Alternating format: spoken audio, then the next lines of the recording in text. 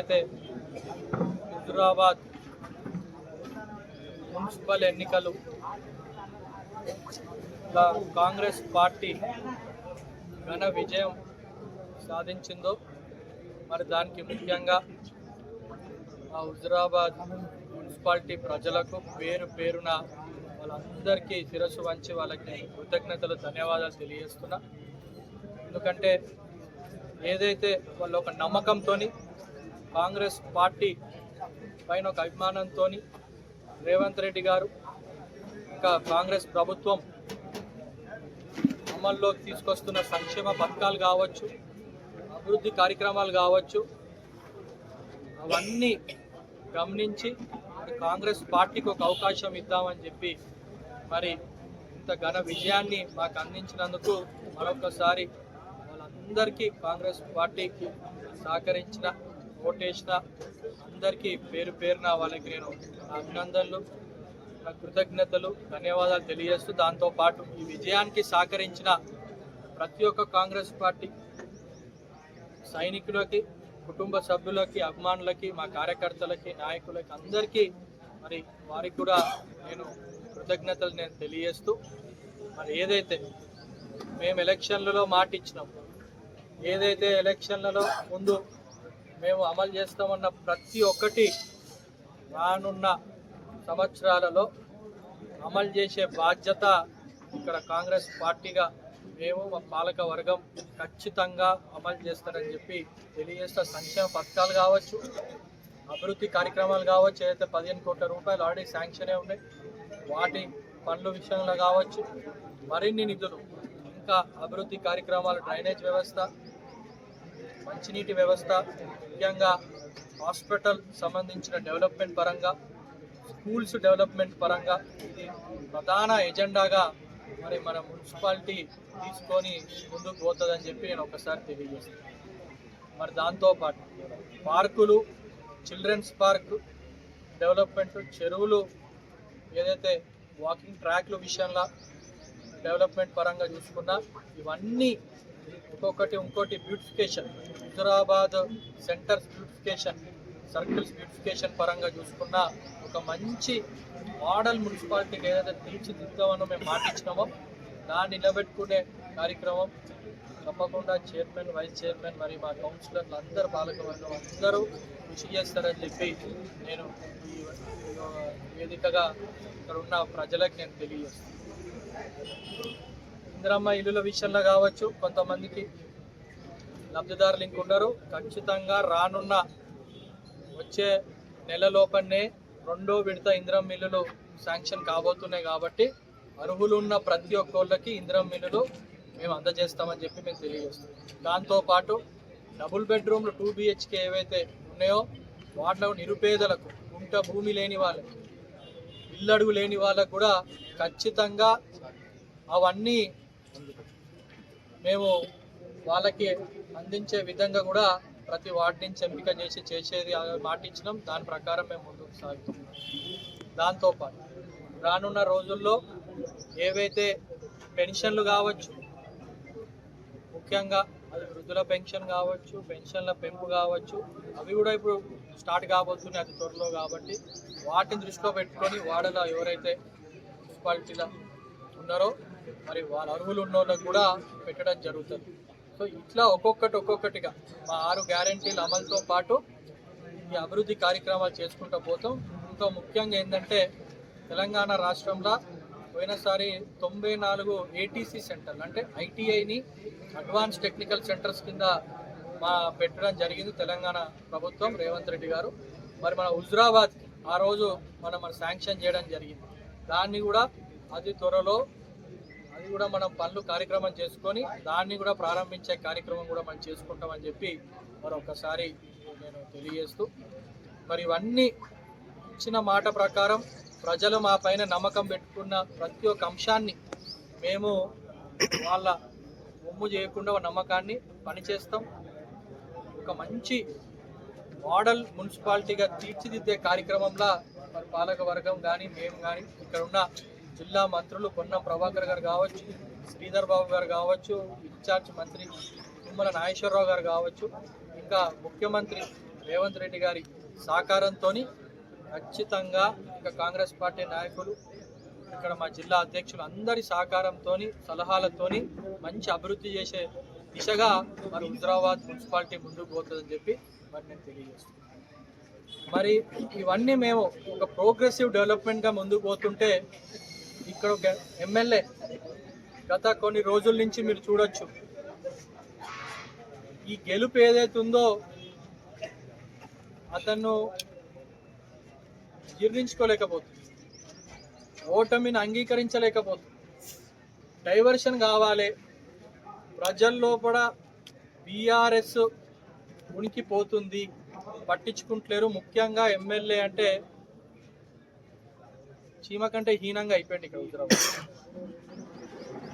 హుజురాబాద్లో MLA అంటే అసలు MLA ఉండడా, అసలు ఎమ్మెల్యే ఇట్లా కూడా ఉంటాడా, ఈ రకంగా వ్యవహరిస్తాడా అనేది గత వారం రోజులలో అతను ఏదైతే ఇంటర్వ్యూలు చేస్తున్నాడో, పాడ్కాస్ట్లని ఇంటర్వ్యూలు చేస్తుండో ఒక్కసారి అది చూస్తే అర్థమవుతుంది. మతి భ్రమించింది. నాకు తెలిసి కొంచెం అతని లేదు మెదడు అనేది మెల్లమెల్లగా కిందికి జారి మోకాళ్ళకు వస్తున్నట్టు నాకు అనిపిస్తుంది. ఆ మాటలు మాట్లాడే విధానం, అతను చెప్పే అంశాలు చూస్తుంటే నవ్వాలో ఏడవాలో ఒక ఎమ్మెల్యే స్థాయి నుండి ఈ రకంగా మాట్లాడతాడా అనేది మాకు అనిపిస్తుంది. ఏం మాట్లాడుతుండు, రిగ్గింగ్ అయిందని అంటాడు. మొన్న ఎలక్షన్లో హుజురాబాద్లో రిగ్గింగ్ అయింది అంటాడు. అసలు కొంచెం బుర్రుందా? మరి మీ నాయకులు ఏం చేస్తున్నారు? మరి రిగ్గింగ్ చేసేటప్పుడు నిద్రపోతుండ్రా? మాట్లాడే విధానం అట్టు ఉందా? మరి అంత రిగ్గింగ్ చేసావు, మరి జమ్మికుంటారని మరి నువ్వు రిగ్గింగ్ చేసినావు అలా? మరి మేము నీకు కూడా సీట్లు వచ్చినాయి కదా అక్కడ, మరి నువ్వు రిగ్గింగ్ చేసినావు, మరి నువ్వు గెలిచిన సీట్లకు అక్కడ హుజురాబాద్లో దాదాపు 17 సీట్లు మేము గెలిచినాం. ఇక్కడ చేయి గుర్తుతోని బీఫామ్ ఇచ్చిన అభ్యర్థి చైర్మన్గా వైస్ చైర్మన్గా ఎన్నుకోవడం జరిగింది. మరి మీ జమ్మికుంటాలా నువ్వు కారు గుర్తు మీ గుర్తుతో ఇచ్చిన వాళ్ళు చైర్మన్గా అయినరా? చెప్పు, సమాధానం చెప్పు. అదొక ఇండిపెండెంట్ అభ్యర్థి చైర్మన్ అయిండు. ముందు ప్రతిపాదించింది కాంగ్రెస్ పార్టీ. ఎందుకు ఫ్రస్ట్రేషన్ ఎందుకు అవుతున్నా కౌశిక్ రెడ్డి? ఏదంటే అది టాపిక్ డైవర్ట్ కావాలి. ఈ ఓడిపోయినావు హుజురాబాద్లో, ఇక లేదు బీఆర్ఎస్ అనేది భూస్థాత్వం అవుతుంది, ఇప్పుడు నేను ఏదో ఒకటి చేయాలి, అటెన్షన్ డైవర్ట్ చేయాలి అనే ఉద్దేశంతో నువ్వు ఎన్ని ఇంటర్వ్యూలు పెట్టినా ప్రజలు బీఆర్ఎస్ నిన్ను నమ్మే ప్రసక్తి లేదు. ఇది వాస్తవం.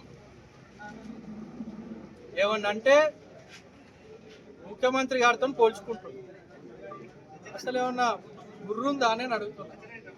ఇక్కడ హుజురాబాద్లో నీకు చెంప చెల్లు అనే విధంగా సమాధానం చెప్పినాం మేము. మీకు ముఖ్యమంత్రి ఎందుకే నాకు అర్థం కాదు. ఇక మా కాంగ్రెస్ పార్టీ కార్యకర్తలు చాలు, మేము ఉన్నాం ఇక్కడ. నువ్వు ఫస్ట్ ఇక్కడ గెలువు, ఇక్కడ మాతో నువ్వు మాట్లాడు.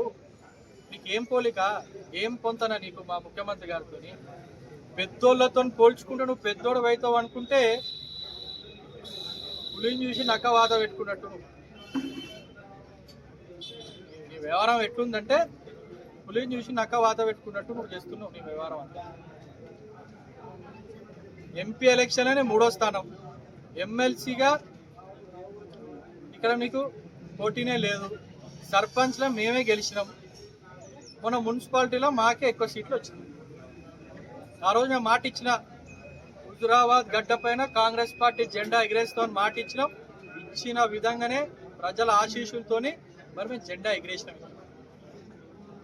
ఒప్పుకో, ఓటమి ఒప్పుకో. కొంచెం ఎందుకు ఇట్లా జరిగింది అనేది కాలిస్తే మీ పార్టీ నాయకులతో కూర్చొని మాట్లాడుకో. అంతేగాని నోటికొచ్చినట్టు నువ్వు మీడియా ముందు వచ్చి ముఖ్యంగా మా ముఖ్యమంత్రి గారి పైన గిట్ట మాట్లాడితే మేము ఊరుకోము. ఇన్ని రోజుల నుంచి అంటే సరే గొడవలు ఎందుకు, వివాదాలు ఎందుకు, మేము అభివృద్ధి డెవలప్మెంట్ పోతాం. కానీ ఇట్లా నేను మా ముఖ్యమంత్రి గారి నోటికొచ్చినట్టు మాట్లాడితే ఊరుకునేది లేదు బిడ్డ. నేను హుజురాబాద్లో తిరగనియమని నేను చెప్తున్నాను. గుర్తుపెట్టుకో జాగ్రత్తగా. ఏమనంటే ముఖ్యమంత్రి గారు నేను ఒకటే స్కూలు అనేదో మాట్లాడుతున్నావు, పోలిక చేసుకుంటా. బాబు నువ్వు ఆ ముఖ్యమంత్రి గారు మా రేవంత్ రెడ్డి గారు నువ్వేదో స్కూల్ మాట్లాడుతున్నావు, నువ్వు పిల్లగాడివి, అతని స్కూల్ ప్రిన్సిపల్. దాన్ని గుర్తుపెట్టుకో. నువ్వు పోల్చుకొని నువ్వు నీకు పెద్ద అనుకుంటే అది నీకు తగదు. ఇప్పటికే ఎమ్మెల్యే అంటే తల పట్టుకుంటారు హుజరాబాద్. ఇట్లా పిచ్చి పిచ్చి మాటలను ఇంకోసారి మాట్లాడితే నీకు మా కాంగ్రెస్ పార్టీ కార్యకర్తలే బుద్ధి చెప్తారు, ప్రజలే బుద్ధి చెప్తారు రానున్న రోజుల్లో. ఓటమిని అంగీకరించు, నీ అహంకారిక మాటలు తగ్గించుకో, మంచిగా మాట్లాడితే నీకు గౌరవం ఇస్తారు. ఇంకోటి, గత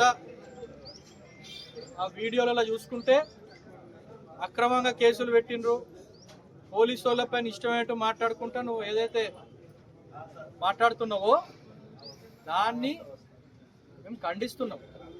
ఎందుకంటే దేనిపైన కేసులు పెట్టిండ్రు ఒకసారి ప్రజలు కూడా గమనిస్తున్నారు, ఆలోచించాలి. నువ్వేమైనా ప్రజా ఉద్యమాలు చేస్తే కేసులు పెట్టిందా? సంక్షేమం గురించి నువ్వు ఏమన్నా పోరాటాలు చేస్తే నీకు కేసులు పెడుతుందా?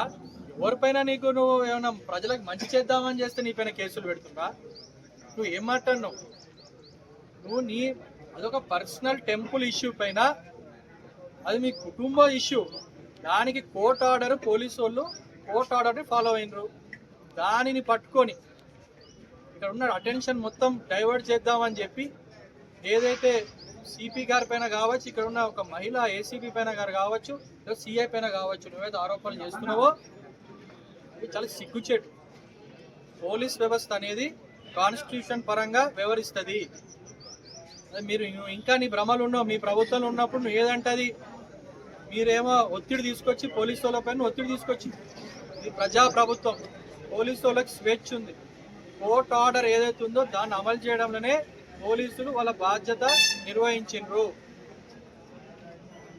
దానిని నీకు స్పష్టంగా చెప్పిండ్రు అప్పుడు ఏమని, సమ్మక్క సార్లమ్మ జాతరల ఇంకా గద్దెపైన దేవుళ్ళు వచ్చిన తర్వాత నువ్వు వచ్చి మొక్కులు ఏమంటే చెల్లించుకోవాలని క్లియర్గా ఎవరైనా ఒక భక్తులు చేసే విధానం. కానీ కావాలని అక్కడ ఒక అటెన్షన్ నీకు రావాలి అని చెప్పి నువ్వు అక్కడ ముందే వచ్చి నువ్వు nuisance law and order issue చేస్తే కోర్ట్ ఆర్డర్ ప్రకారం పోలీసులు వివరించారు. దానిని పట్టుకొని ఒక సిపి ఒక మతాన్ని నువ్వు దూషించింది నిజం కాదా అని నేను అడుగుతున్నాను. మైనారిటీ సోదరులని నువ్వు నోటుకొచ్చినట్టు మాట్లాడేది నిజం కాదా అని అడుగుతున్నాను. ఇప్పటికీ నువ్వు బహిరంగంగా క్షమాపణ చెప్పినావు హుజరాబాద్ గడ్డ పైన అని నేను అడుగుతున్నాను. ఇంకా నీకు ప్రేమ ఉంది, మాకు చిత్తశుద్ధి లేదని చెప్పి నువ్వు మాట్లాడుతున్నావు.